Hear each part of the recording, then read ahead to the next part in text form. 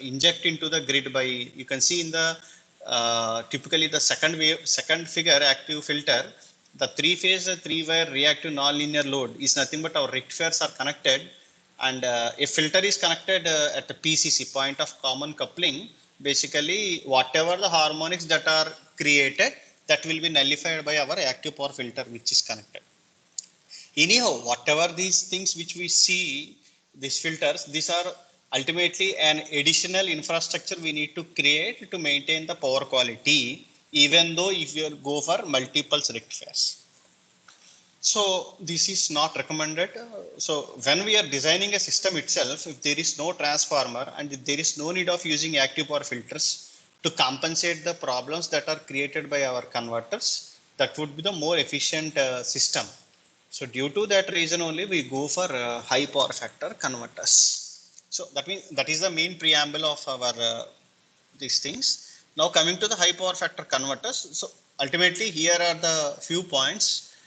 Uh, so they are the techniques can be implemented at the user side, where AC/DC itself has a self-reactive by maintaining unity power factor. So I told you three problems we have. One is the unity power factor, maintaining the good power factor, and second thing is to reduce the harmonics of the current. Third point, we want to integrate to the high voltage grid system. And fourth one is the DC voltage balancing. I mean, sorry, the DC voltage stability. Because in the earlier conventional techniques, which we have seen, in all those concepts, if you are operating a converter at a specific firing angle, at specific load, you will have one specific voltage. That is, when you put a capacitor, you will get some voltage of some 100 volts. When you keep on increasing the load in the DC side, and when the load is starting to increase to take the load current more and more, the capacitor voltage decreases. That means with respect to the load variation, or with respect to the source variation. Why we are talking about source? When we discuss about the rectifiers, when we talk about rectifiers, then we discuss about the load, because ultimately the capacitor that is connected in the DC side will actually filter out the DC harmonics and maintain a constant DC voltage. It maintains a constant DC voltage. Okay, but it can vary based on the load. If the load increases, capacitor discharges more, so the voltage will fall. Similarly, if load is decreased, then the capacitor discharging reduces, the voltage increases. So for a specific firing angle, for a specific load, the voltage will be constant.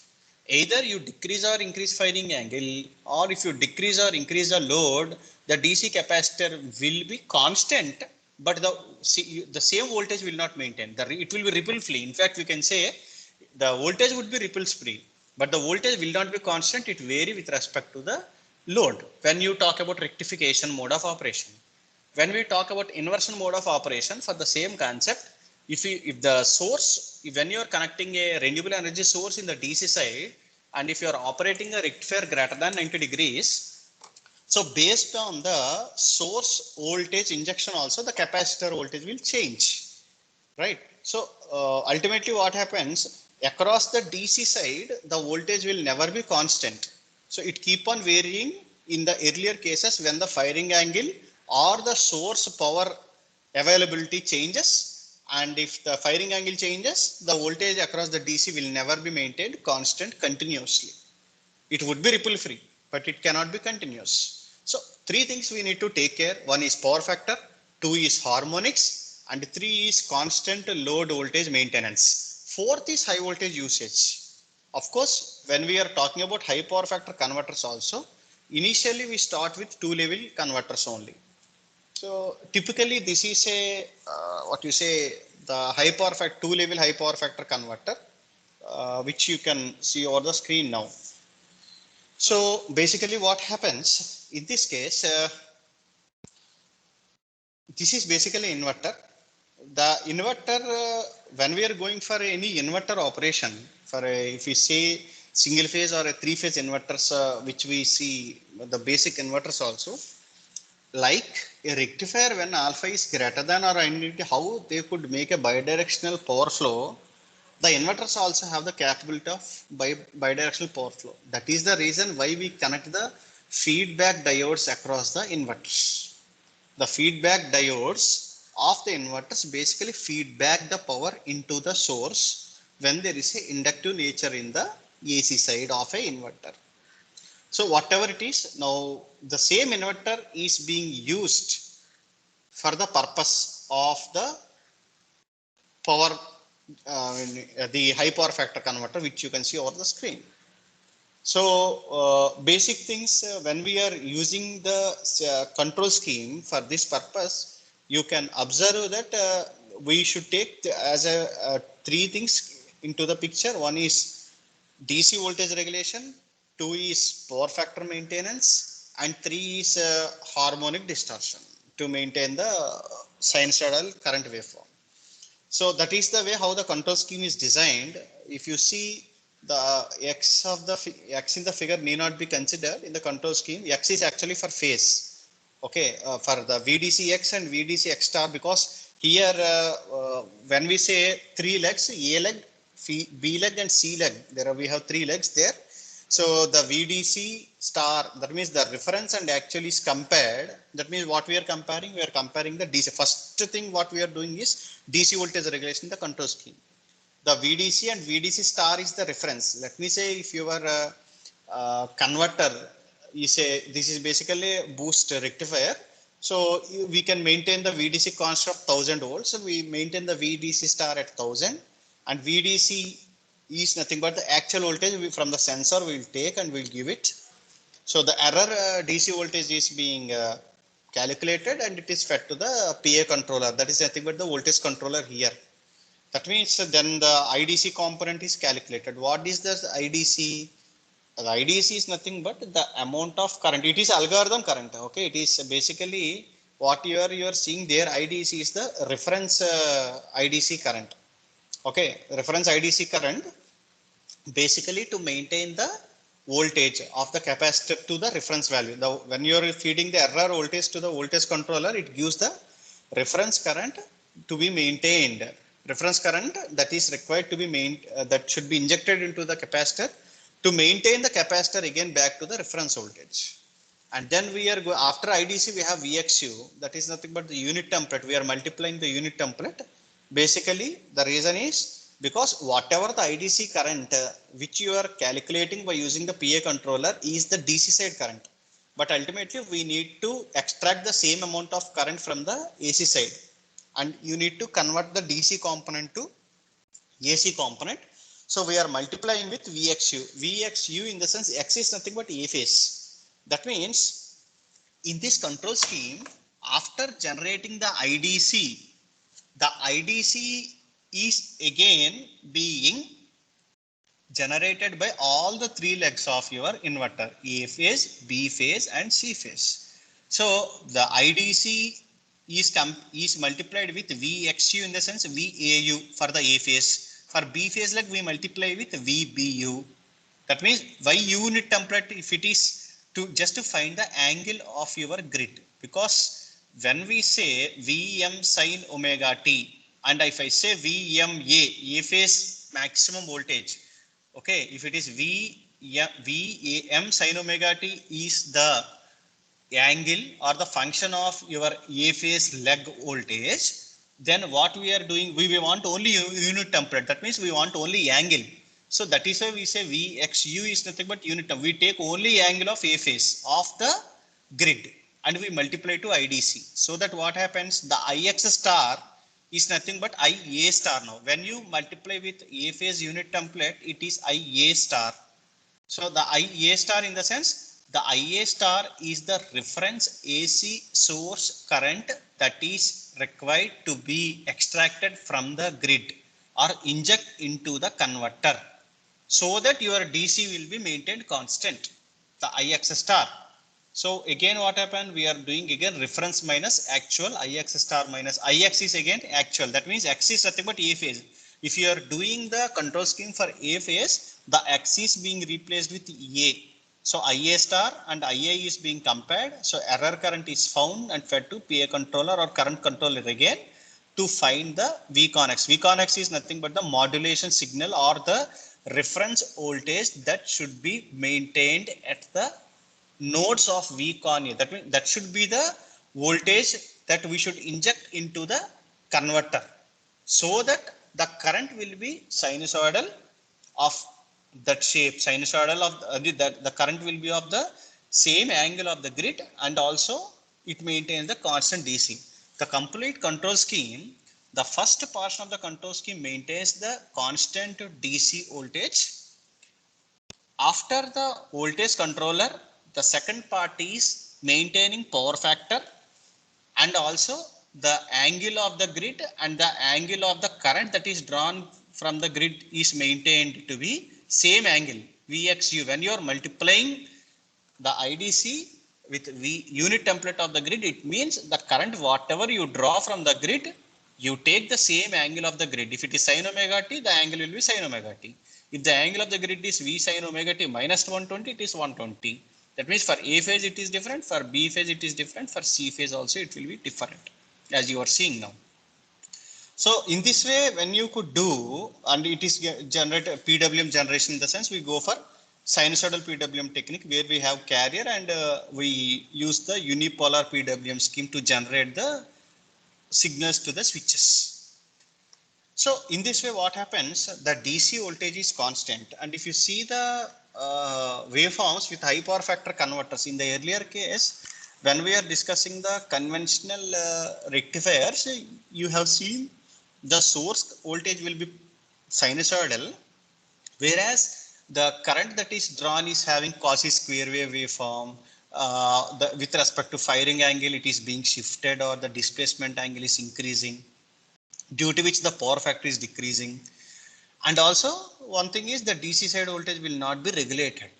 But when you are going for high power factor converters, basically what happens, as you have seen in the first figure, you have the current, or the red color waveform is nothing but the current, source current, and you have, see here we are discussing about high power factor converter, and we are assuming that the current is, we are assuming it is a rectifier operation. That means now when you are operating in this scenario, we can say that the current is fed from AC to DC side by maintaining DC voltage constant.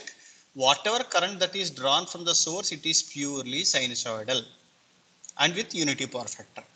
You have a typical transient analysis also over the screen now. In the second waveform in the top row, you can see the second waveform. It is the current is being increased and decreased. That means that we have created the load turbulence in the system. And when the load is increased in this figure, what happens? For suppose when you are operating the high power factor converter using this control scheme, in case all of a sudden the load that is connected in the D side is increased, then what happens to the capacitor voltage? It falls for a second or for some time.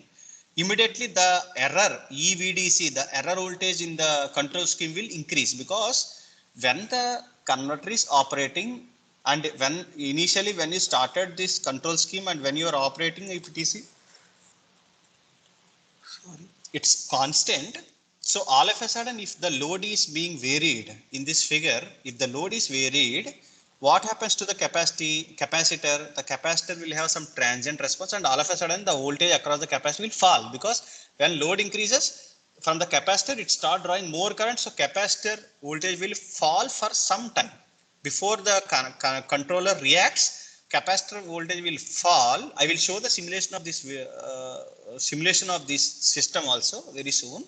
So what happens? All of a sudden the capacitor voltage falls. The error VDC increases. Once the EVDC increases, the IDC increases. That means the current that is essential to be injected into the capacitor increases. So ultimately what happens? Everything increases. When IDC increases, IX star increases, then the error current increases. Accordingly, what happens? The reference voltages will either increase or decrease based on the load thing. If load increases, the VCon X also increases. If load decreases, the VCon X decreases. VCon X is nothing but again what? It's just a modulation signal, like in a sinusoidal PWM technique, how we have a carrier and a modulation signal.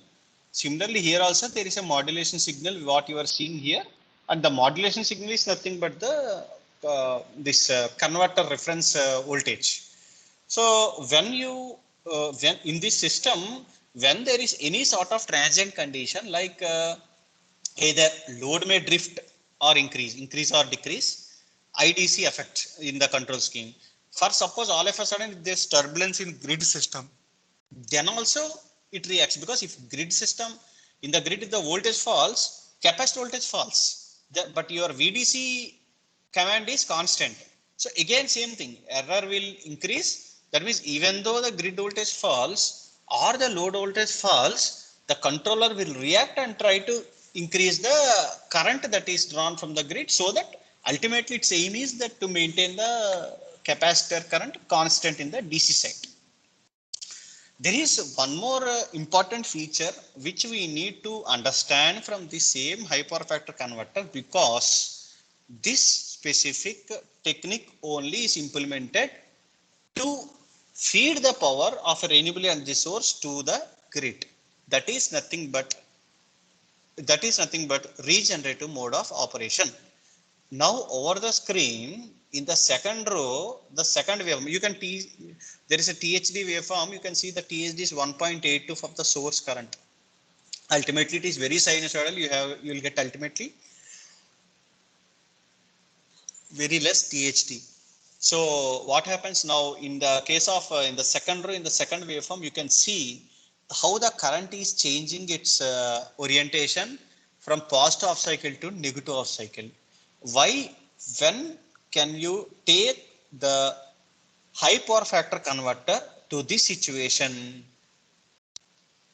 when the error is negative? That is nothing but, for suppose in the same system, one thing, first thing is you should clear what is a rectifier.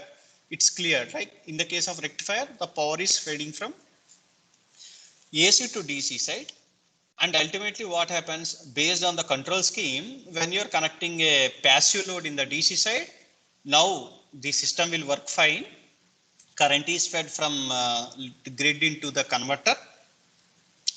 Then we are getting at AC side, from the DC side, we are getting the required current, and we are able to supply the to the our passive element or the passive load, whichever it is in the DC side, and the VDC and IDC is maintained constant. Now, for suppose, what will be the situation such that the IDC can be changed its direction? How can the IDC change its direction when you connect a source in the DC side, so that the current will flow from DC side to AC side? How it is possible? That is nothing but what you are seeing in the whole figure. For suppose, ultimately IDC should be negative. Let me see if IDC is in this present figure is in one direction, and if you want to change the direction of the current, where the control should change in the control scheme, where there is a after voltage controller, you are having IDC, right?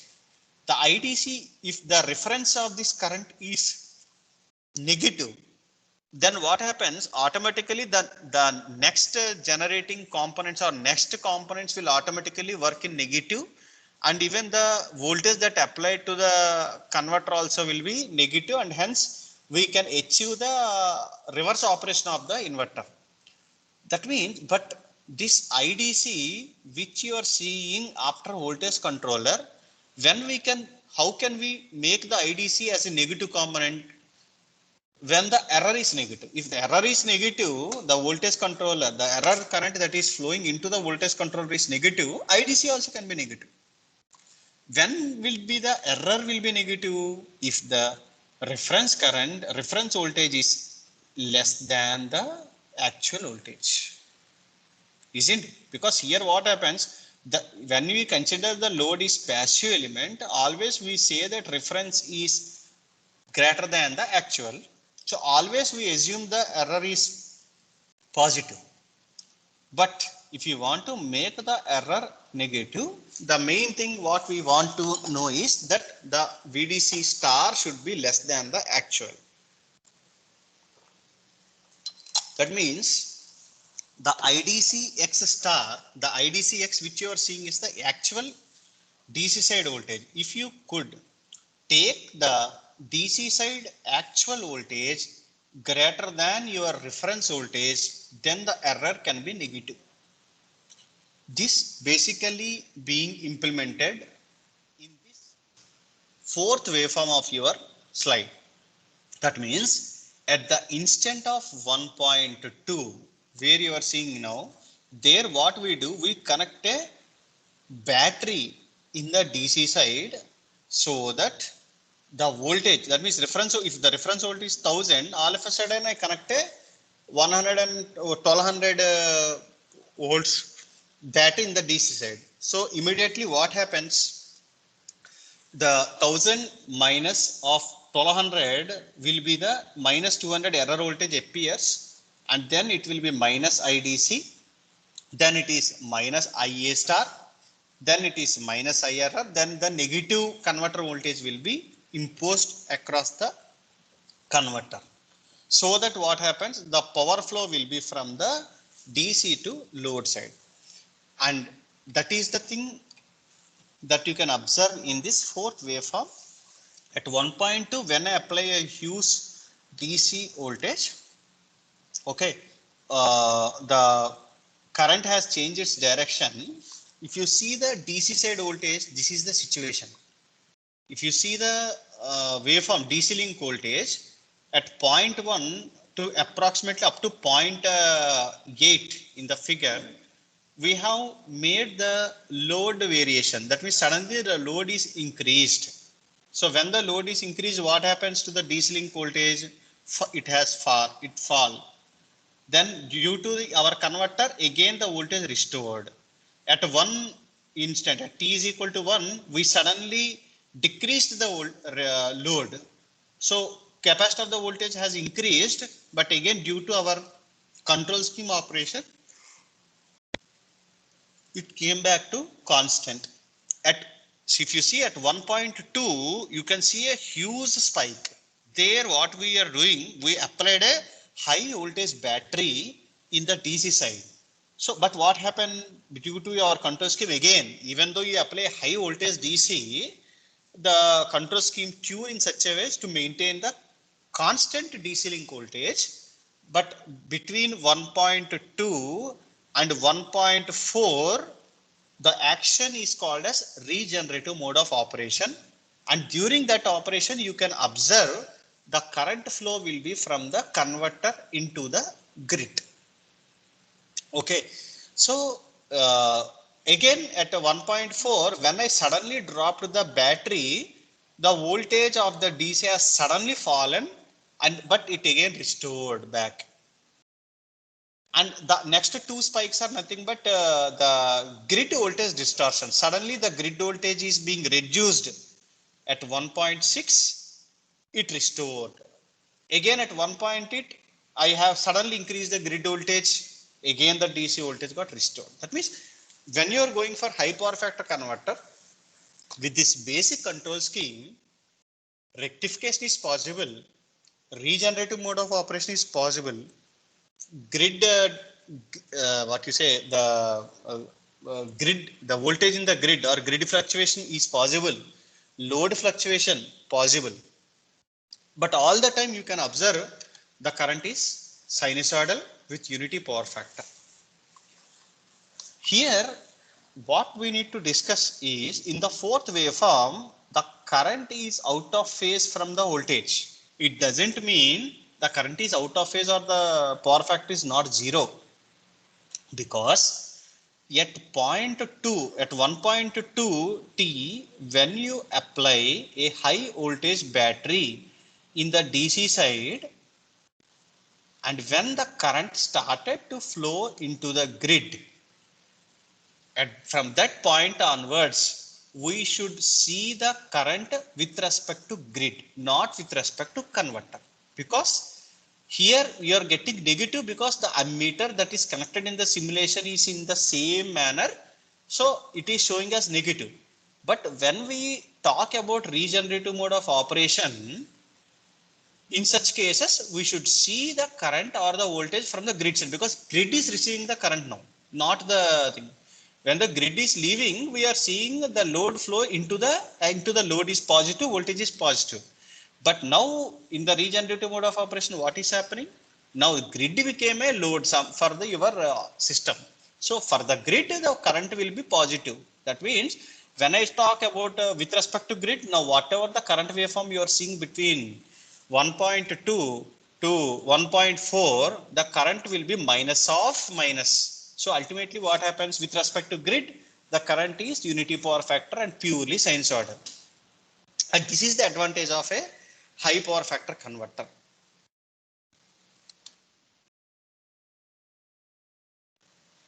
I think the participant could understand up to this point now. Any one of you could give the answer yes, I would be happy.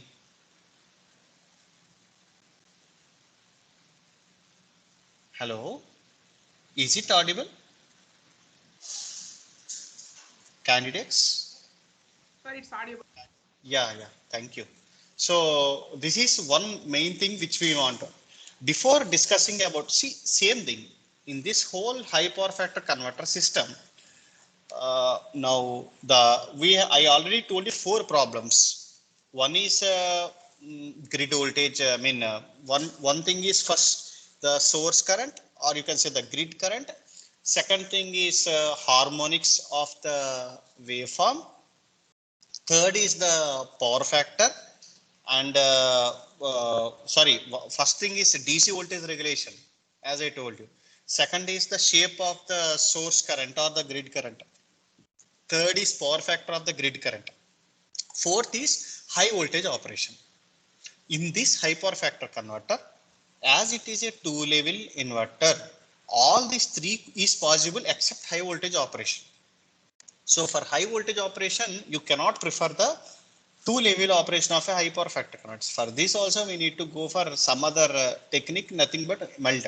That means until unless you could understand this concept of high power factor converter, it is quite difficult to understand the renewable energy integration.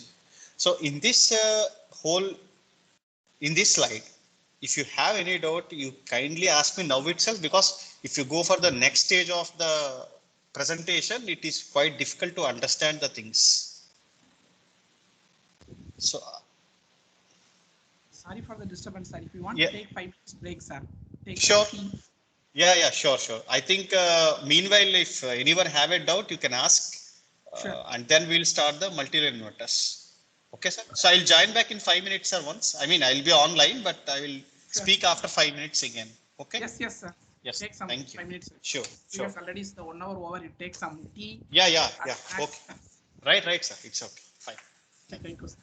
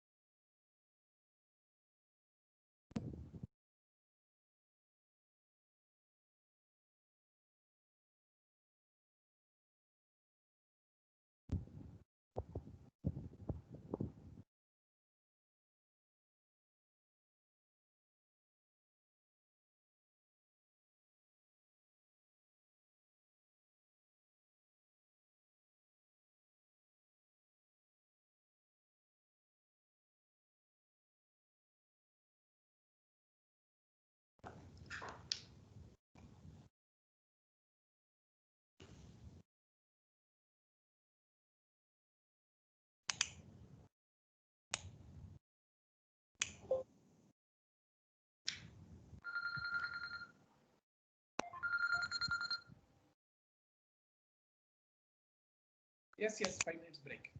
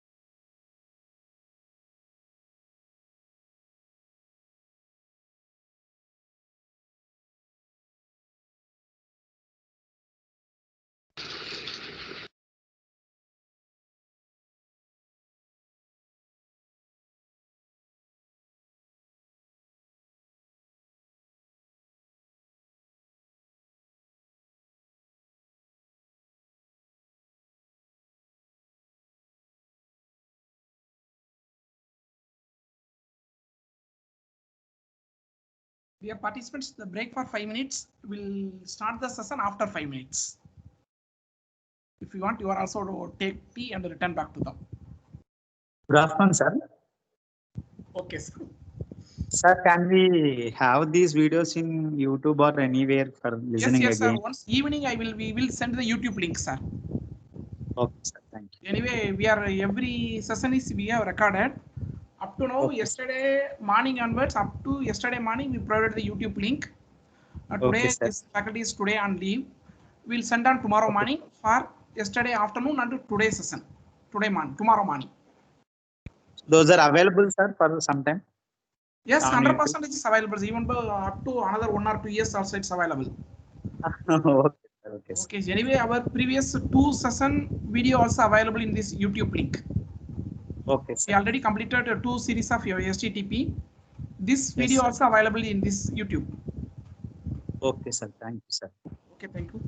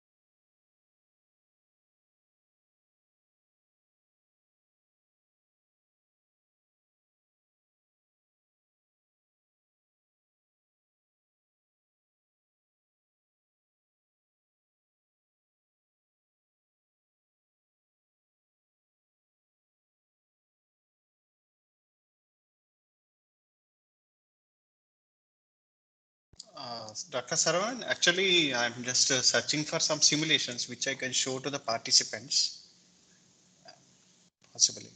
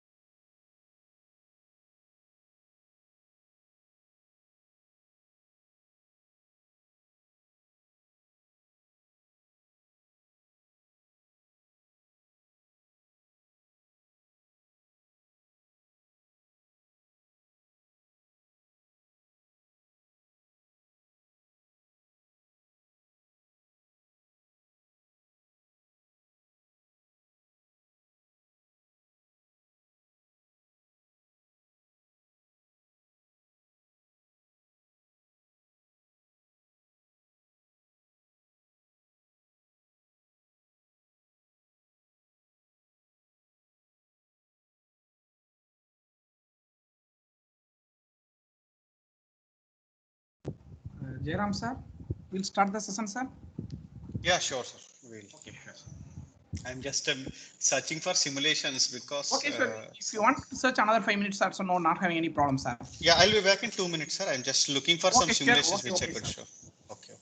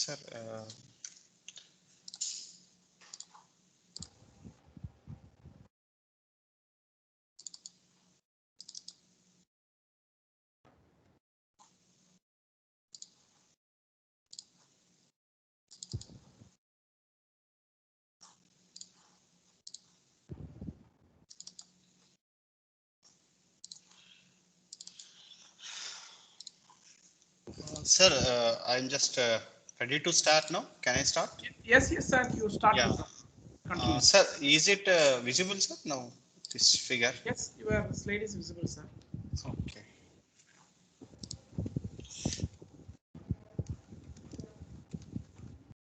It's visible, sir. Yeah. Okay, sir. Fine. Actually, uh,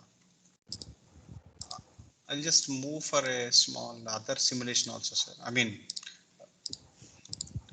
so we have discussed about the rectifiers. I think simulations I will show at the end all of it for all together, sir. I think that would be better.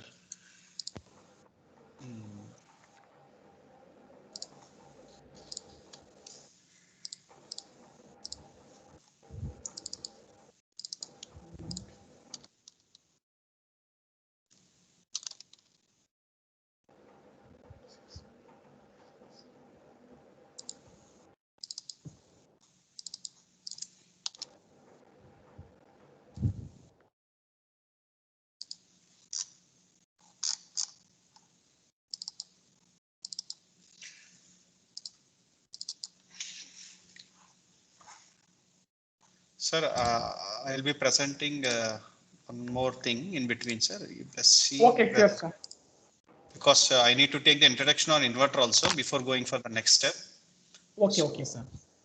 So I will just stop this PPT and I will open the other one, sir. Okay. Okay, sir. Okay, sir.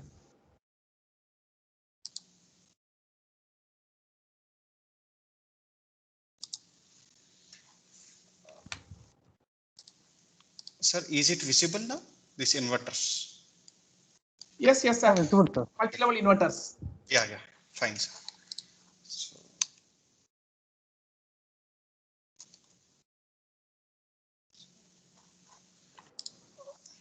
So just before going, because all these things are, I think all has written back from after having tea. In fact, I was also feeling bit drowsiness. Just at that time, Dr. Sarvana has given the opportunity to relax for 5 minutes, and thank you, sir. So, Thank you, sir. so this is about the inverters, because in the earlier session we have just covered about the rectifiers and their operation and how can we go for high power factor converters. Now our problem of this voltages, DC voltage regulation or the power quality issues has been resolved. But to discuss about the high voltage application, first thing we need to go for high level multi-level inverters. But why we need to go for multi-level inverters? Why not for 2-level? This is similar to the discussion which was already held in the earlier session. So I will close it in 10 minutes. Just try to follow up a bit fast. So this is inverters. We know the inverter configuration. Because for a few things I want to emphasize that when we discuss about the level of an inverter, everyone just see that what is the line or how many levels you observe in the line or output voltage of a waveform. We say that inverter is a specific level of inverter. But actually, when we are going for our main mode of going for multi-layer inverters is high voltage. That is the main motto to operate the inverter in a high. That means when we are using any topology for a high voltage application, it is very important that the switches, the blocking voltage of the switches should also be shared uniformly. Or else there is nothing to discuss about multi-layer inverters, because we are going for multi-layer inverters basically to go for high voltage. That means general perception of a multi-layer inverter is a high voltage DC is being splitted into n number of halves or n number of parts, and all the small voltage parts are being projected or injected into a system of a topology to achieve a stepped output voltage waveform. This is the main theme of a multi-level. But so in that processing of the voltages to get a high voltage output voltage waveform, we generally forget that all the switches should carry same equal blocking voltage. So in case of multi-level, we talk about symmetrical topologies and asymmetrical topologies. When we talk about symmetrical topologies, it means you should able to see the pole voltage. If you are unable to see a pole voltage of a inverter, it means the inverter is a asymmetrical.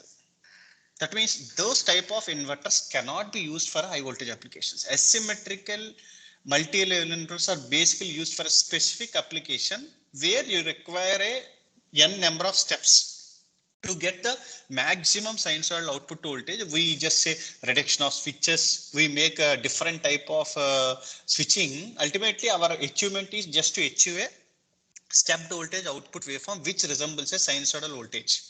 But the basic theme of high voltage cannot be satisfied, because when you are going for high voltage application or high voltage when you are injecting to a inverter, the main thing is that all the switches in the topology should share the equal small amount of equal voltages. If you, when you're going for asymmetrical, one switch will bear whole the DC link voltage totally, whereas other switches will share. There is no use, because when you try to operate this at high voltage, the one switch is tolerating or having the complete blocking voltage will damage. So that is the main thing. So what is actually pole voltage? Simply we can say pole voltage is nothing but the voltage that is measured between the midpoint of a source, DC source, and the midpoint of a leg. On the screen, the VA0, VB0 which you are seeing is the pole voltage. VAB you can see.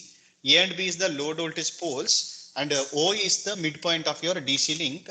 So VA0, VB0 is the pole voltage. And the level of the inverter should be decided by the pole voltage, but not by just counting the output voltages, phase voltage or line voltage. Here it is single phase. So we get V and minus V. So when we are going for going a bit fast. So what are the diodes? Why we call it as feedback diodes in the inverter? Because when S1 and S4 in this figure is being turned on, when suddenly the current direction in the load need to be changed, then what happens? It takes the help of the D2 and the D3. If S1 and S4 is on, if the current is flowing from A to B, all of a sudden, if you want to change the switching from S2 to S3, if the load is inductive in nature, it cannot suddenly change its current direction. So at that specific point of time, what happens? The current de-energizes, or the inductor de-energizes through D2 and D3. And once the current again falls to zero, then the next pair S2 and S3 come to on state. During the de-energizing of the inductor, when the diodes are being turned on, our assumption is that the power is fed to the source. So that is why the diodes in the inverter is called as feedback diodes, because it feedback the power. It is not a freewheeling. Like a rectifier, the diodes are generally pronounced or it is being said as freewheeling diodes, but in case of inverters, the diodes that are connected anti-parallel to the solid state devices, switching devices, are feedback diodes because they feed the power back to the source. And this is the main concept which we use to feedback the power from DC to AC side, and the same concept is used in our high power factor converter to feed the power from DC side to AC side. Okay, this is one part. Second thing is 120 and 180-degree mode of operation. As I was telling you, in 180-degree mode of operation, which you are seeing over the screen, the line voltages VRY, VYB, VBR are having 0, V and minus V. Why we don't see it's a 3-level inverter? Exactly, it's because we should see the pole voltage. The VR0, VY0, VBY0, which you are seeing on the screen are the pole voltages. They have only 2 levels, V and minus V. There is no 0. But the line voltage will be having, but it doesn't mean we say it is a 3 level. This is the best example to say why we should define the level of inverter by using pole voltage, but not by phase or line voltages. But there is a general perception just by counting the phase and line voltages levels, we say or we DA that is a such level of inverter. Because until unless the pole voltage is symmetrical, the voltage sharing or the blocking voltage of the switches will never be constant. In these cases, in 2-level inverter or a rectifier, whatever you say, the blocking voltage of every switch will be either V or minus V. All the switches share equal voltage. Fine. So this is what we are aware. So like rectifier, how we go for multi-pulse rectifier, we can go for multi-pulse inverters also to go or to have a high voltage DC or a AC output. As you are seeing over the screen, it is normal. I need not clearly detailed explanation is not required. But why the angle is always maintained? The question of the what you say, the phase angle of the transformers is, you can have an answer here that when you are operating this transformer with different phase shift of 0, 30, 60 and 90 or 120 or 150, the best output in this you are getting at alpha is equal to 30 degrees. So that means when you maintain the transformer phase shift of different phases, the output voltage will consist of these type of voltages. Out of all these things, the best output voltage and having best harmonic structure is with phi is equal to 30 degrees.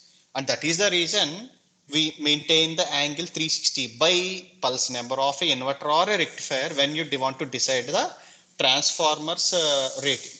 I mean transformer phase shift. Fine, this is one concept. So the same applies to rectifier also. So sinusoidal PWM technique, I think you are aware of these things more.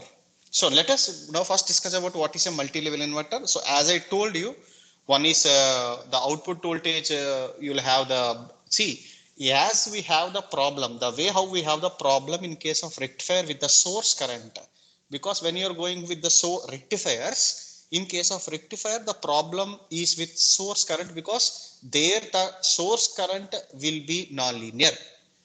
In case of inverters, what happen? The output voltage will be nonlinear because the output voltage will be either stepped voltage or something. So it have n number of harmonics. There, in case of rectifier, the input current have n number of harmonics. In case of inverters, the output voltage will have n number of harmonics.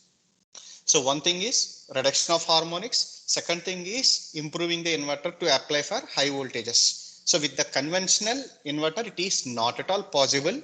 So we need to go for multi-level inverters. Now, just in a simple manner, what is a multi-level inverter? Now over the screen, what you are seeing is a DC. High voltage DC is being split into n number of voltages for the capacitors, and all these voltages are processed to the system to make with the high voltage. In a simple way, you can see this figure. The high voltage VDC is there. The total VDC is being split into n number of capacitor voltage as EM. So using the switching, we create the waveform. This is what you all know. So the matter is the switching V1, V2, V3, V4, V5 with the switching. By using our topology, we basically manage the things of the switching. That's all. Whatever the topology we use, in that condition is a matter, but this is the generic thing a multi-level inverter do. A high voltage DC is split into n number of equal small voltages across the capacitor. Then all these small voltages are processed into the topology to create a stepped or sinusoidal waveform in the output side. So what are the different topologies? Diode clamped, flying capacitor. Sir, Saravanan sir, whether this multi-layer inverters was discussed in deep in any session, sir? I just want to know once. Hello, No, sir. Saravanan. No, Yeah, sir. it's discussed in detail in any session so that I don't waste time here, or else I'll go slowly. No, sir. You can go slowly, sir. It was not discussed in earlier. It's not discussed. Okay. Fine. Yeah. Fine. So in a simple manner, when we talk about a multi-level inverter, this is the main theme. So like there would be hundreds of multi-level inverter topologies if you open the literature. But the basic topology is what you are seeing over the screen. The basic topology is diode clamp, flying capacitor, cascade. So whatever the inverters that are being born, they are from the main theme of this one. Like there would be different type of machines these days based on applications. When we the course, we start with the DC or the AC motors. In the same way, whatever we do the research over the multi-level inverters, these are the three major topologies which are said to be the basic things: diode clamp, flying capacitor, and cascaded MLI. So in this diode clamp multi-level inverter, this is the typical figure of a diode clamped. So it is a 3-level inverter. In the 2-level, in every step we have 2. In case of 3-level, we have 4 switches, 2 over the top, 2 over the bottom. And similarly, first thing is in a diode clamped inverter, if SA1 and SA2 are turned on, you get the upper capacitor voltage fall across the load. Like it flows through capacitor C1 positive, SA1, SA2, then to the load positive, then from load negative to 0 point. So you get plus VDC by 2 fall over the load. If either SA2 or SA3, any of these two are on, then the voltage will, then the current flow will be through the freewheeling diode DCA1, SA2 load, and it comes to 0. Other loop is when either SA2 or SA3, both are on, even one switch is on, the other loop is, that means this is positive loop. Negative loop will be through A, SA3, then DCA2, then to O, and then negative of the load. That means this is the negative direction. When SA3 and SA4 both are turned on, then what happens? The current flow will be from the C2 capacitor positive to O. From O it go to negative of the load, and from O of the negative load it come to positive of the load, then A, then S3, S4, and it closes in this manner. At that time the voltage that falls across the load will be minus VDC by 2. So that's what you see over the figure, VDC by 2 minus VDC by 2. Here the pole voltage, I am clearly telling you once again, the pole voltage is the voltage that is measured between the midpoint of the leg and the any of the leg and with the midpoint of the DC link, O and A or O and B. So you can here the load voltage and you can see VDC by 2 minus VDC by 2. You can see the voltage. So this is, so here the pole voltage have how many levels? V by 2, 0, minus V by 2. So we say it's a 3 level. If you see the pole voltage for 2-level inverter, you will have either V or minus V. So there we say it's a 2 level. But we don't say with respect to output phase or line voltage. In such case, the 2-level conventional inverter also can be, we can say as 3 level. But we don't say, because the levels that are observed in the pole voltage decide the level of the inverter for a symmetrical topology. Similarly, this is a single phase again, but it's a half wave. It is a full wave bridge rectifier. You can see the pole voltage VA0, VB0, and VAB is the line voltage. Here in the phase, you can see 5 levels. It doesn't mean it's a 5-level inverter, because if you see VA0, VB0, you have only 3 levels in them. So we say it's a 3-level inverter. Same thing. You should understand in this diode clamped inverter always the switches sequence will be the upper one if it is SA1, SA2, the lower one should be SA1 dash, SA2 dash. They should be complementary exactly. That means if the DA1, I mean SA1 which you are seeing, if the signal is 1, for SA2 if the signal is 2, for SA3 the signal should be 1 dash, for SA4 it is 2 dash. So SA1 and SA3 is complement, SA2 and SA4 is complement. In the same way in this case also, SA1 and SA3 is complement, SA2 and SA4 are complement. Similarly, in the second leg SB1 and SB3 are complement, SB2 and SB4 are complement. This is the general nature of diode clamped inverter. So this is 5-level. If you see the 5-level inverter, this is the scenario. Like the red color shows the positive path and the blue color show the negative path of your signal. Because when the bridges or the legs are operated in 3-phase circuits, every leg have a positive operation and also have a negative operation. Like when we go for 180-degree mode of operation of a square wave inverter, all the 3 phases are always energized. Like 120-degree, no phase is being floated. All the 3 will be energized. So if from one phase, if it is going in, from the other phase, it will go out. So when you go for 3 phase, you will have a positive path and negative path in the cases. So typically, if it is a 5-level inverter, if you see, you have the upper 4 switches. If you switch on, you get the maximum voltage. If VDC is the total DC link voltage, by capacitor split, you have 4 capacitor, 4 are splitted in half, VDC by 4, VDC by 4. I mean, all are individual. So when you trigger all the 4 switches over the top, 5, 6, 7, 8 are off because they are complementary. So you have the total voltage falls across A, and between A and you have now total voltage. So when SA2, 3, 4 are on, 5 is automatically on, because when 1 is off, 5 is on. So you can see how the red color one is clearly denoting how the current is being flown through the clamping diodes. See, the diodes which are connected between the upper and lower switches is called as clamping diodes. So you can see the red color mark which shows one direction of positive current. During the negative, it flows through SA5, then DCA4, and then to the DC link. This is 3/4 VDC. That means at that time what happens, the voltage that appears across VN will be 3/4 of VDC, because upper capacitor you will not get, you will get lower third 3 capacitor voltage falls across VAN. When 3, 4 are on, in default 5 and 6 will on, because 1 and 2 are off. So 5 and 6 will be on because they are complementary. In such case, what happens? You have again same manner, you have the change. Similarly, you have only half of the 2 capacitors only apply. That means either minus VDC by 2 or plus VDC by 2. So when lower, only SA4 is on, it means when SA4 is on, 5, 6, 7 is also on, because same thing. So positive, you'll have 1/4 of VDC.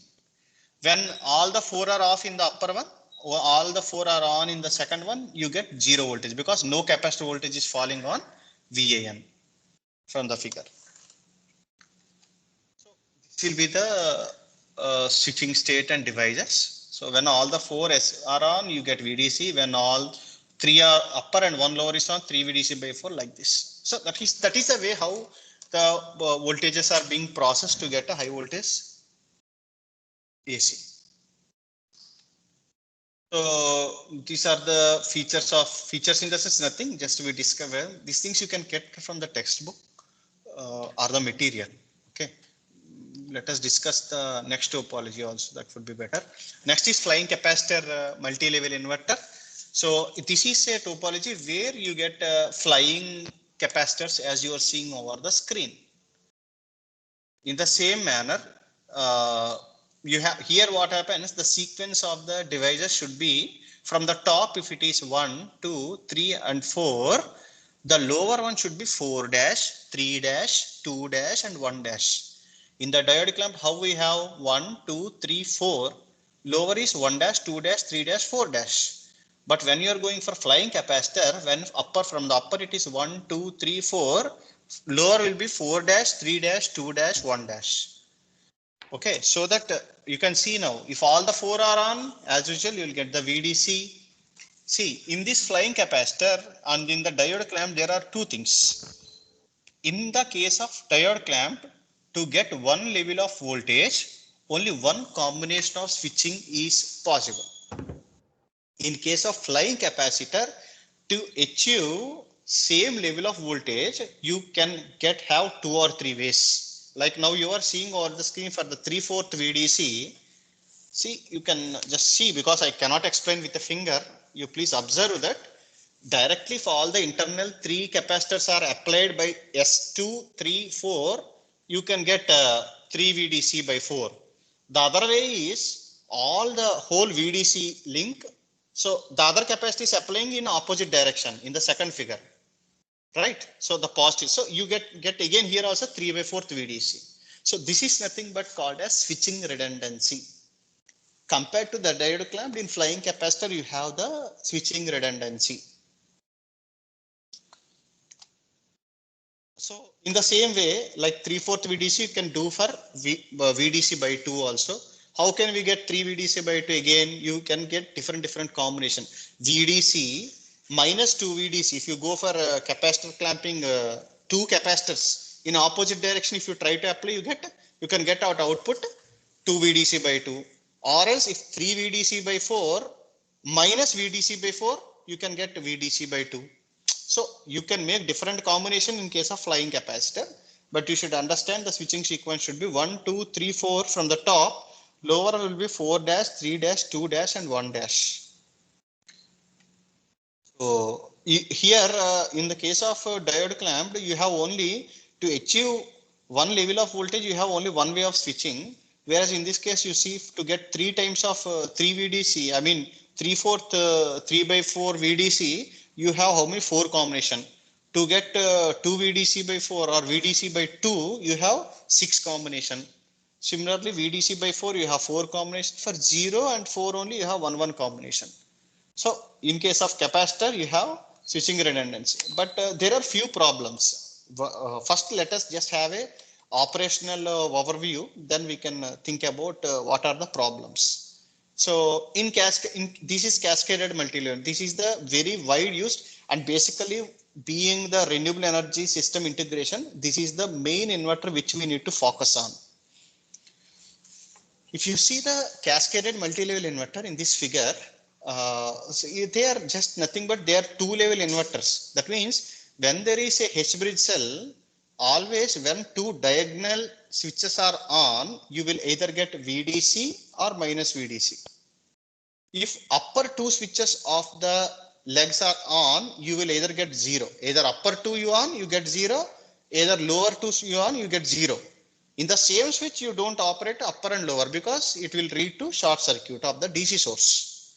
So in the cascaded inverter, simple thing. It is a simple way of algebraic sum, or you can say it's a sum. Like when there is one H-bridge cell, diagonal switches, when you turn on, you get 1 or minus 1 diagonal switches.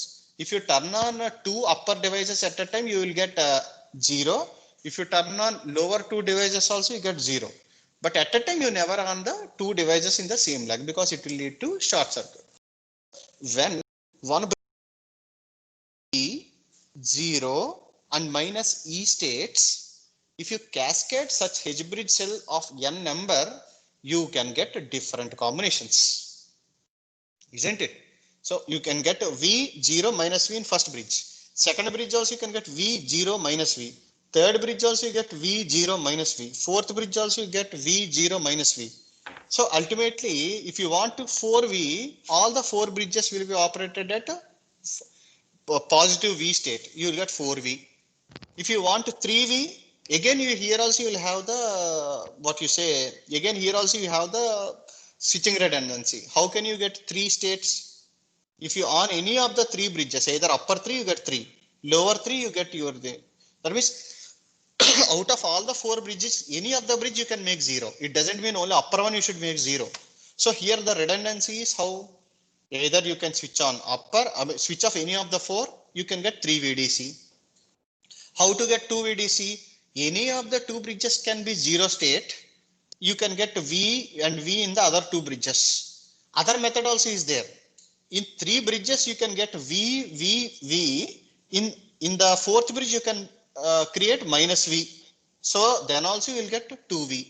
That means just multi-level cascaded is very easy to understand that it is nothing but cascading of n number of H bridge cells which are able to give 0, 1, 0 and minus V states. Nothing but V, 0, minus V. So you are creating 4, cascading 4 to create that states. So ultimately you can get a 4 VDC, 2 VDC, VDC and 3 VDC to get the stepped voltage waveform as you are seeing on the screen now. Now this is fine. A cascaded inverter, flying capacitor. What are the different type of sinusoidal techniques? See here for the CHV inverter, you can see to achieve 2E, E, 0, minus E and 2E. For E and minus E and 0, how many states are there? If you are operating 4, you can have these many states. In these many ways, you can operate to achieve the voltages. Okay. So let us now discuss about mainly see out of this 4 DCC's diode clamp converter, flying capacitor converter, CHBC, among all these 3 topologies, very less hardware or less number of material is being used by cascaded only because there are no clamping diodes, there are no flying capacitor in CHBC. Only switches are available just based on the you can get.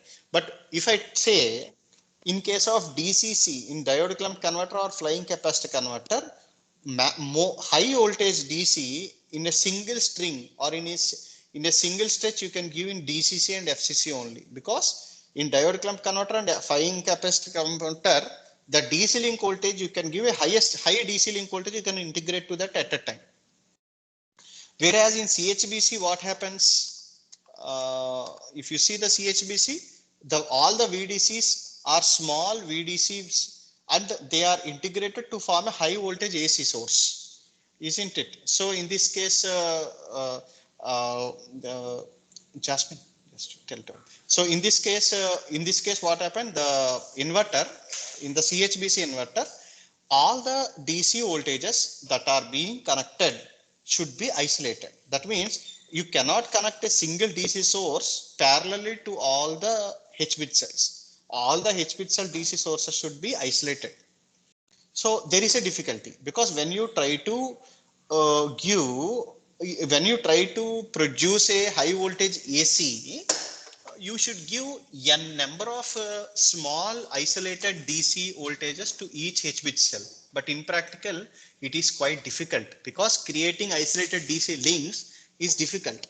Just by seeing the figure, when I talk about the DC links, it doesn't mean just by giving a 5 volts or 12 volts battery or some around 100 volts battery is not a matter. Because when you are going for high voltage applications means, it ultimately means it have a high power application. Just by a battery we don't provide.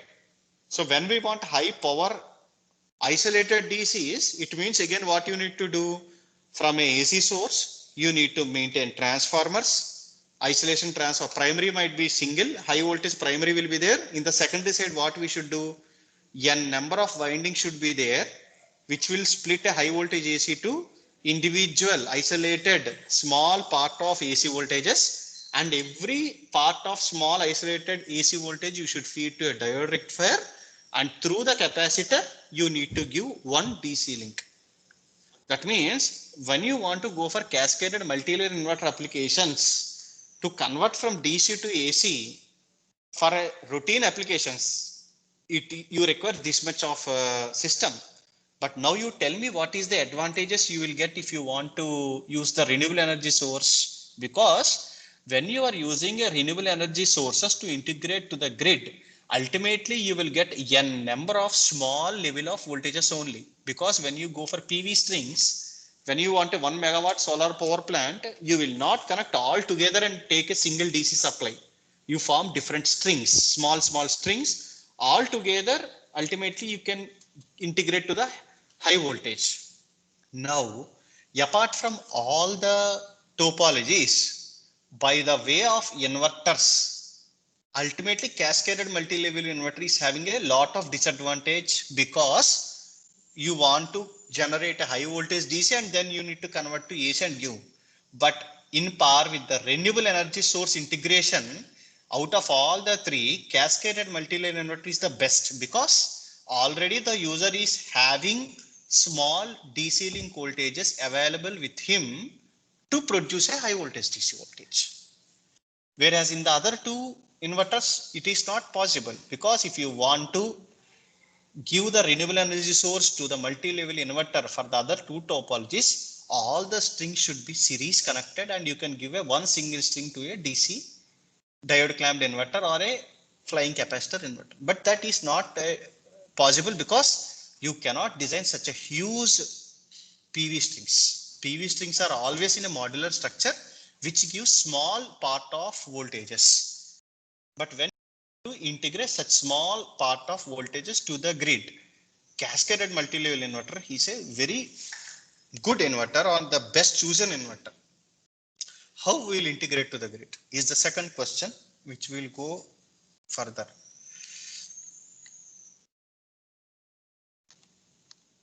So even by the way of hardware circuits or the hardware also, the cascaded HBS converter have the less hardware circuit. That means material is less, so cost will ultimately be less. Before going for the renewable energy system, see, all these points which I am emphasizing to in this presentation is all related to the renewable energy system. Until unless these concepts are bit clear to you, at the end when I am discussing about grid integration, it is quite difficult to understand. So just try to follow. So in this case, these are the, what about the PWM techniques? You have level shifted, same way you may have n number of PWM techniques, but ultimately the major PWM techniques are level shifted and the phase shifted PWM techniques. In case of level shifted PWM techniques, M-1 carriers are used. That means if M is a level of an inverter, we use M-1 carriers. Here you are using 4 carriers, means you are generating the switches for a 5-level inverter. Whether it is level shifted or it can be phase. In case of level shifted, the carrier are shifted equally at different levels. In case of phase shifted, what happens? The signal is being shifted. The phase, there will be a phase shift. The shift will be 360 by M-1. Here the level shift will be 1 by M-1. Here the level will be shifted for 360 by M-1. If the 360 by M-1, you have 4 level, then the angle with which everything will be shifted is for 90 degrees. So if first carrier, if we assume starting from 0, the CR2, CR3, CR4 will start from 90, 180 and 270 respectively. So you get the switches. See, two things are very important in this case. What is the, you are seeing now level shifted PWM on the screen and phase shifted PWM also on the screen. Out of these two PWM scheme, if I say in one complete cycle, if I try to measure the turn on time, you understand?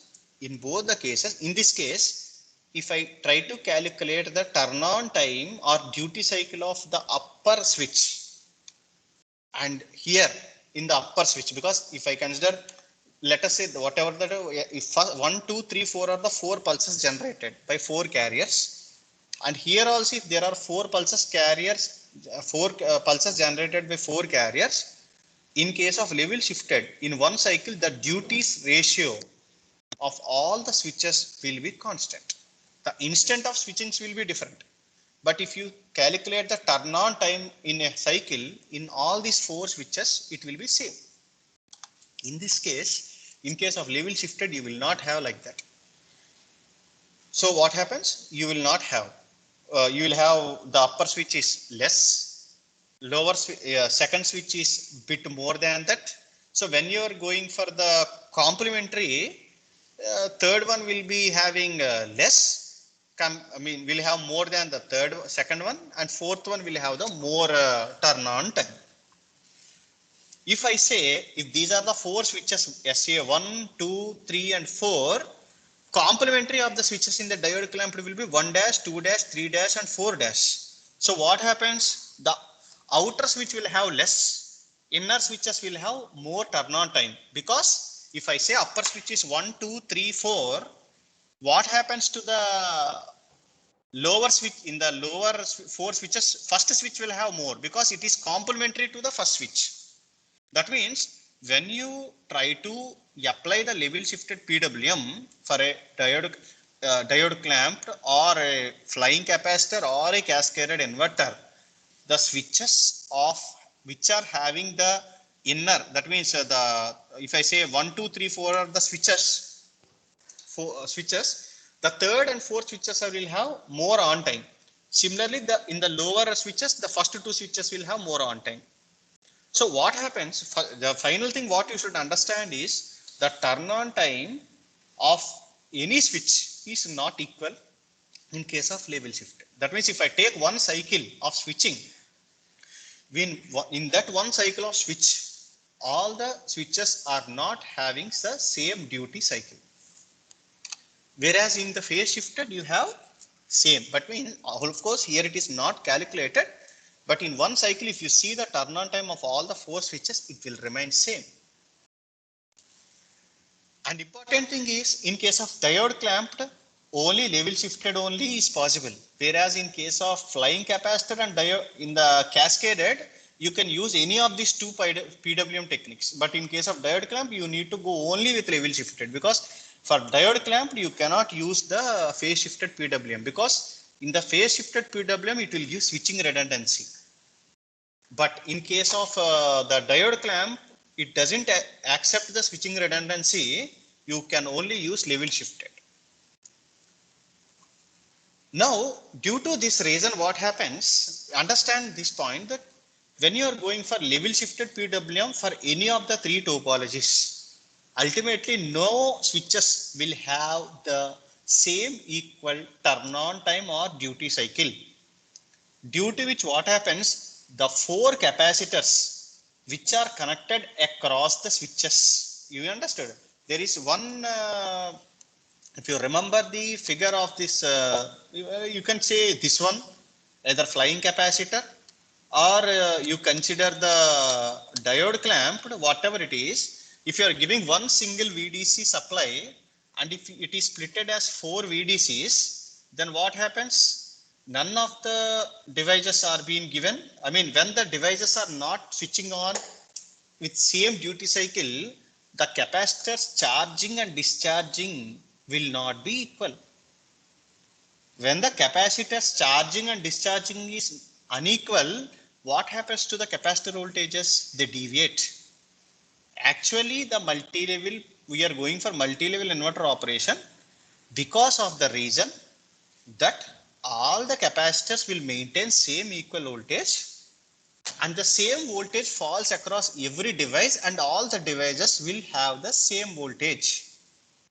But in reality or practical, what happens? By virtue of our PWM technique, as the switches are unable to have equal duty cycle, none of the capacitors are drawing or withdrawing their charge simultaneously or symmetrically.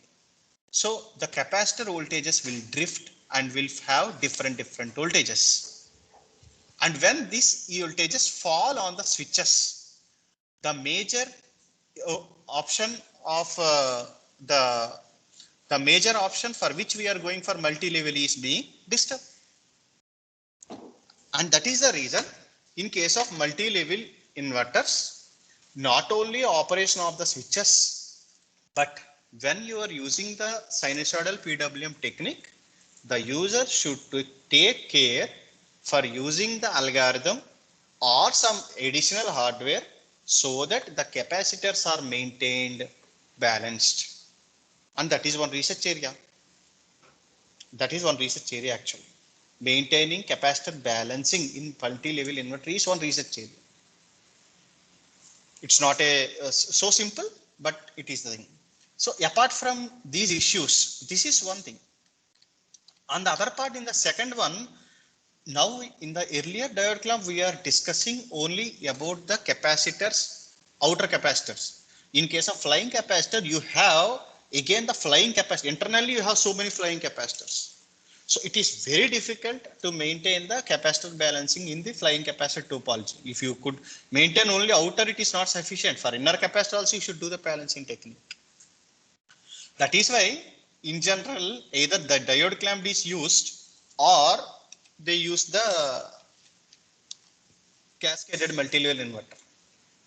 Because in cascaded multilevel inverter, if you have a constant DC voltage source in all the DC cells, and if you maintain the phase shifted PWM for the switches, their capacitor voltages will not drift. They will maintain constant. But in case of diode clamp, you cannot implement phase shifted PWM. You will go for level shifted only, and you should also see the voltage balancing technique along with the routine operation of a diode clamped inverter. This is the first thing. Now, in a simple way, I think what's the time? It's 3:30 already. Fine. So this is about the multi-level inverter now. Just have these things in your mind. We'll jump to the other presentation now.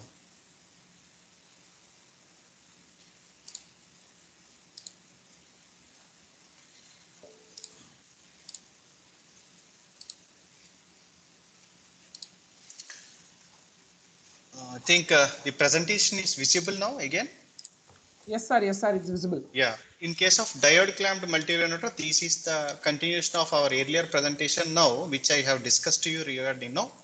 These are the things which I have discussed already. So now you have the inverter topology. Just you recollect the high power factor converters which we discussed in the last session. So now the same control scheme we will implement for the CHBC, this inverter. Like this is the multi-level converter. Like inverter, how the topology will be? The topology will be something like this. Sir, Saranand sir, we have time up to? Sir, another 10. Wait. You have any other session, sir? Continuation to this? No, sir. Not have any session, sir. Okay, but I think it's quite difficult to complete the session, it seems. What shall I do? Remaining, how many times you need, sir? It will take time, sir. Because if I go fast, there is no use. Yes. But if I go slow, it will take a lot of time. I think maybe half an hour or 1 hour.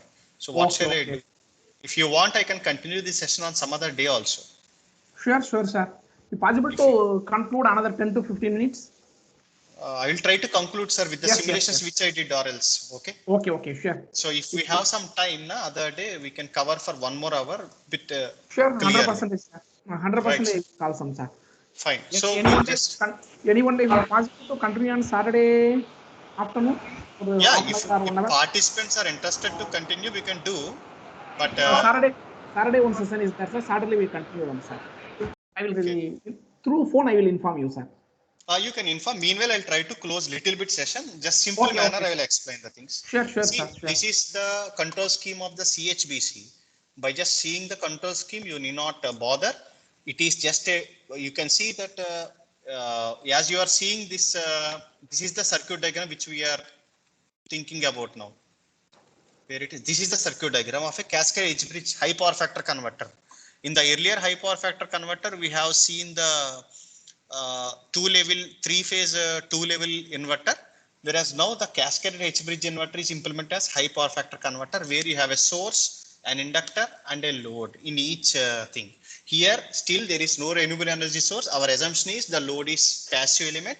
So, as we discussed in the last class, we have the same sort of control scheme. If you observe this control scheme, the same thing. You have the capacitor voltage, voltage is being measured, then voltage controller, then we have the unit template multiplication, leave about this point, next one, and this ISA star, that means source current reference minus actual source current controller, and then you are generating the voltage, I mean reference voltage. This is as usual. But as we have three phases with two bridges in each phase, we are calculating VDC A1, VDC A2 in the sense first H bridge cell and second H bridge cell of first phase. Again, in the second loop, we are taking B phase. In the third loop, we are taking the C phase. As I was telling you, when you operate, see, when I am discussing about this point here, this case, when the loads are same and when I am using phase shifted PWM technique here, the capacitors, everything voltage will be balanced. But if the loads are different, then what happens? The currents that is drawn by from every H bridge cell will be different. So due to that reason, what happens? The voltages in the DC side will deviate, and that is what you can see in this case. Like when all the loads are equal, you can see the 1650 to 1700. You can see all. See here, same thing. When load is increased, you have transient condition at 0.8. When load is decreased, you have transient at 1. When you are applying the regenerative mode of operation at 1.2, increasing, but it is again restoring to 1650 is our reference value in each H bridge cell. Similarly, when I withdraw the regenerative mode of operation, it is like this. So you can see the waveform of the current waveform, load increase, decrease. You can see the current in the grid is increased, and similarly, when the mode of operation is changed, like in the before HPFC, here also the current direction is being changed from positive to negative. But when the DC side loads are different, you can see the capacitor voltages will deviate. You can see there are 6 number of capacitors, because 2 H bridge cell in each phase, you have 6 capacitor voltages, all are being in different levels. So due to which what happens, the CHBC again is being problem. That means here, when I consider the load, whatever the situation is being observed, when you are trying to give the power for the DC links also, the same thing appears here also. Because if you are giving same equal amount of power into the H bridge cell, all the capacitors will maintain constant.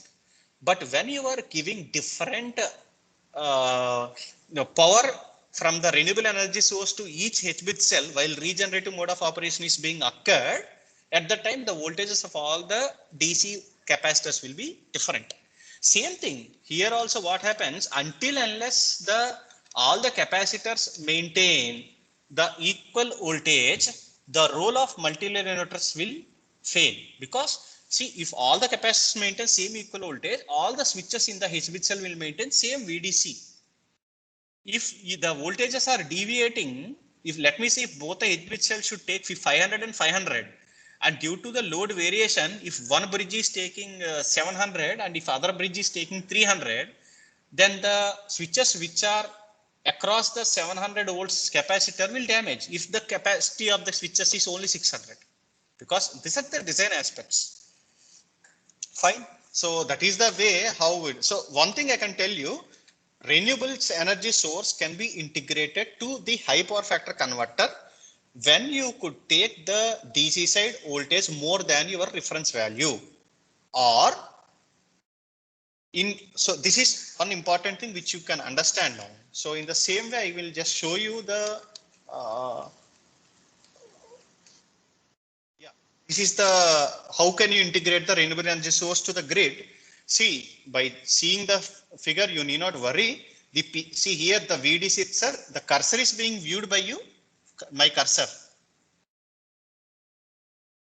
sir, the cursor over the screen. Yes, sir, it's okay. visible, sir. Yeah. So here the VDC reference you can see here, and here this is the VDC which we are giving, and this is PID controller only, like a voltage controller. Here for reference minus actual, we are having the PI controller.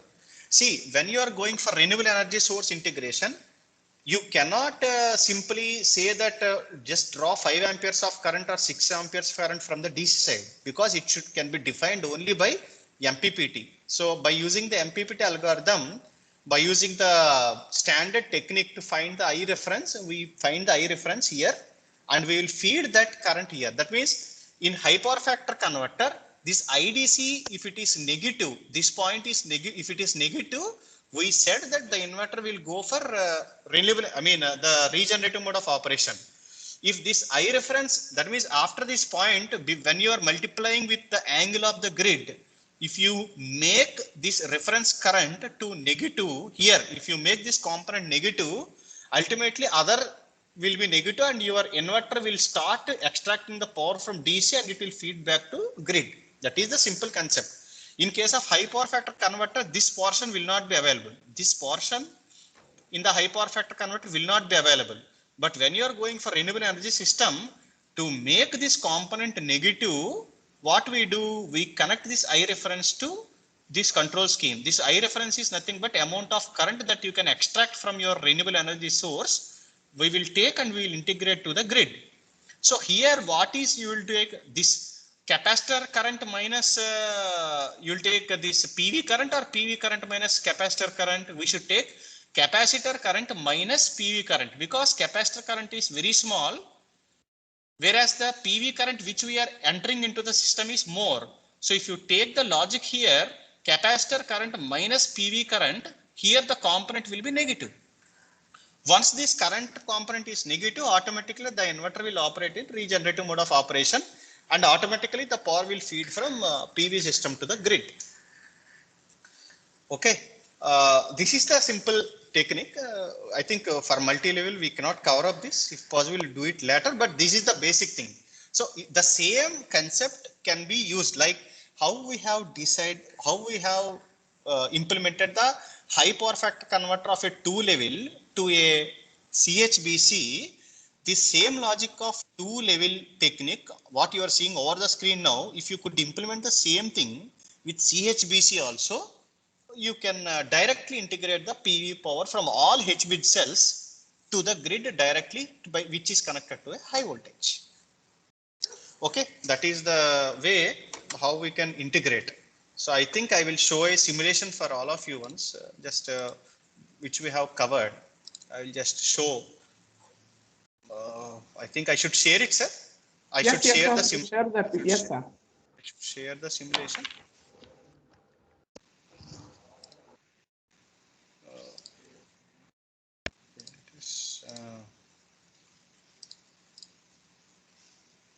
First thing I should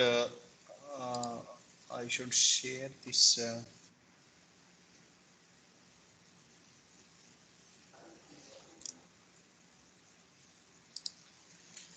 I think now the simulation could be seen. Yes, sir. So this is a typical high power factor converter simulation. I'm just trying to simulate this is high power factor converter only. You have the sources, we have the inductors with the 6 switches and a capacitor, and it's a passive load. You can see when we simulate it, you can see the THD of all the things are very small.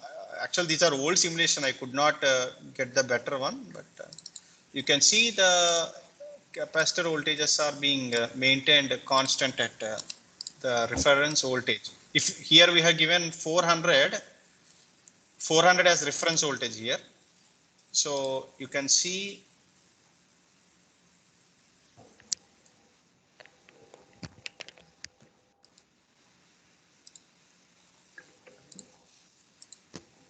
we can see the DC link voltage is constant at 400, the yellow color line. And if you see the source current and load current, you can see they are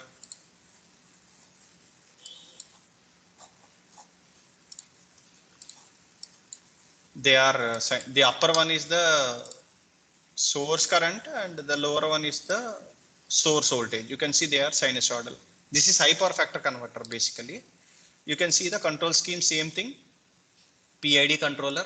First, this is a reference minus the actual voltage is being sensed. Then the PA controller, the control scheme, the same thing is being implemented here.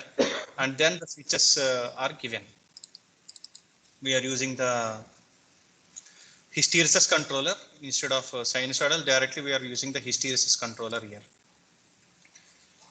And the other simulation is This is simple to understand. When you go for the other simulation, you can see this is the just a two-level inverter connected through the MPPT algorithm. You can see, if you see here, this is our source, AC source. This is our inverter topology, and this is our MPPT. Here we have modeled the PV system. This is normally MPPT algorithm. Using MPPT, we are finding the maximum power that is available at Pmax, and then this Pmax is being taken here. So the same function which I have shown you, √2 by the grid voltage, is being done. Then this is the capacitor voltages minus your PV power, and that we are injecting into the grid. Other things are same, multiplying with unit template, comparing with again source current. These things are normal routine, and you can see the switching is sinusoidal PWM technique. And if you do the simulation,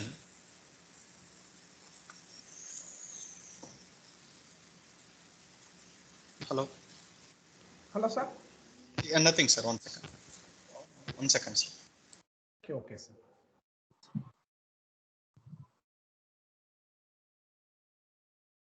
So in this case, what happens? Same thing. You can see the this. You see the DC voltage I have put at 600. It is being maintained here. This is the DC voltage, and if you see the grid current and voltage, you can see with respect to grid I have taken. This is the current that is being injected into the grid. And if you see the DC side, you are maintaining 600 volts, and the current is flowing because switching is happening. This is feed DC and IDC. That means the current that is flowing from PV to what you say into the system. This is our just normal. This DC current, because of switching, it is showing like this. Of course, this is immatter to us. Just to understand, 600 voltage is maintained because we have given. If you see the reference voltage, I have given 600 here. So the same 600 is being maintained. Okay. So that is the way how we can integrate the renewable energy. So if you are going for multi-level, this topology will be replaced with your multi-level, and the control system is also bit amended for the multi-level, so that you can part of n number of renewable energy sources you can integrate to the grid system.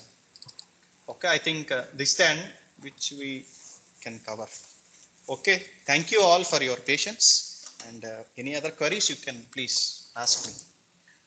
You may be having many at the end. Yes, I know. Discussed a lot. It's having a lot of practical approach you discussed, sir. Yeah, Take long time also. It's having continuously to speak. It's give for a lot of input to the participants. Thank you for your presentations. Santosh sir is there? Yes, sir. Yes, sir. I am here. Yes, sir. Please, you conclude them. After them, the query session will start, sir. Okay. Okay. Thank you, sir. Thank you, Dr. Jairam Nakagaru, for your valuable lecture today. You have given a lot of practical approach methods for in the power electronics area, role of multi-level high power factor converters in power and renewable energy systems. And thank you very much for inputs regarding power quality and HPFC and all regarding control schemes and all, sir. I think all the participants have got the knowledge in this particular area, sir. Thank you very much for your valuable lecture, sir. Thank you, sir. Thank you very much, sir. All of you. Thank you, sir. Thank you, Dear sir. participants, if you are having any queries, you are directly interact with our resource persons to unmute your audio. Otherwise, to put the queries in chat box. I will also probably send the material of these things to Professor Saravanan, sir. You can please share it to them later. Sure, sir. Okay. Okay. 100%. Fine, sir. Okay. Thank you, sir. Thank you, sir. Thank you.